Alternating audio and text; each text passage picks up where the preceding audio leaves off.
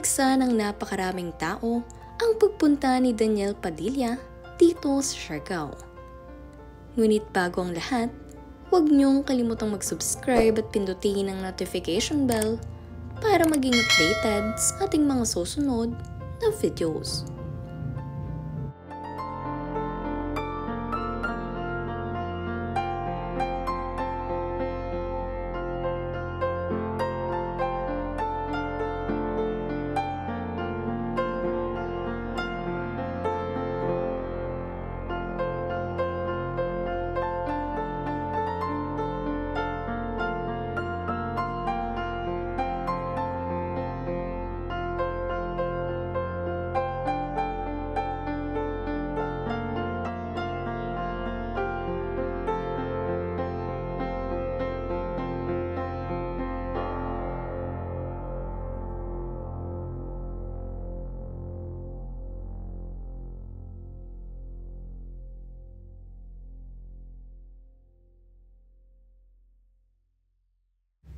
Ngayong araw ay masayang ibinahagi ni Carla Estrada na nandirito siya sa Siargao kasama ang kanyang pamangkin na si Jordan.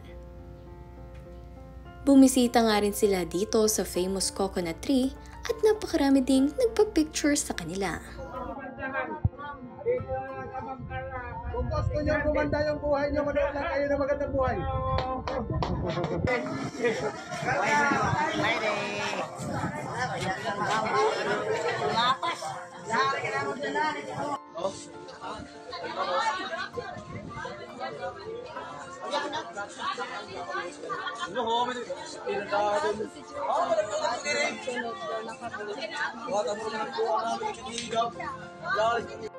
Kasama rito ni Carla Estrada ngayong araw sa Siargao ang kanyang partner na si Jam Ignacio at ang kanyang pamangkin na si Jordan.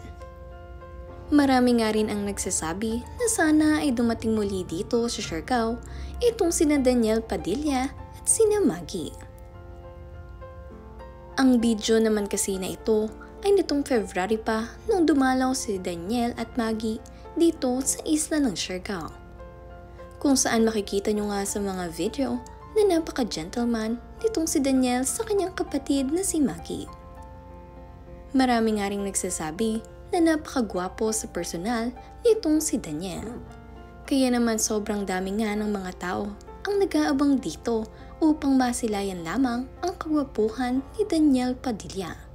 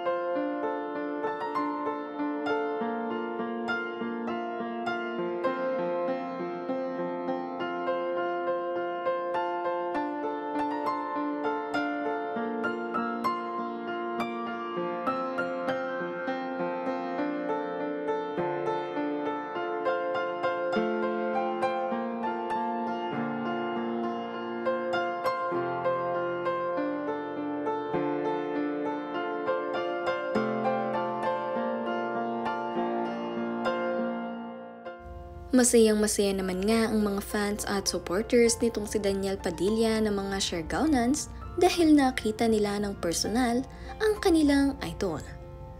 Ang iba pa nga ay kinamayan nitong si Daniel at personal silang nakapagpa-picture dito. Sobrang dami nga rin ang mga taong nagmamahal dito kay Daniel kahit pa wala na nga sila nitong si Catherine Bernardo. Masayang-masaya ngayon itong si Daniel at nag-move on. Binibisita nga niya ang mga lugar kung saan sila nagpunta dati ni Catherine Bernardo. Kaya naman ang iba ay sinasabi, marahil ito ang way ni Daniel Padilla ng pag-move on. Matapos niyang bisitahin ang mga alaala at lugar na kanilang pinuntahan, ay saka makaka-move on itong si Daniel Padilla. bilang pag-alala na nga rin sa kanilang mga memories together bago siya magkaroon ng bagong love life.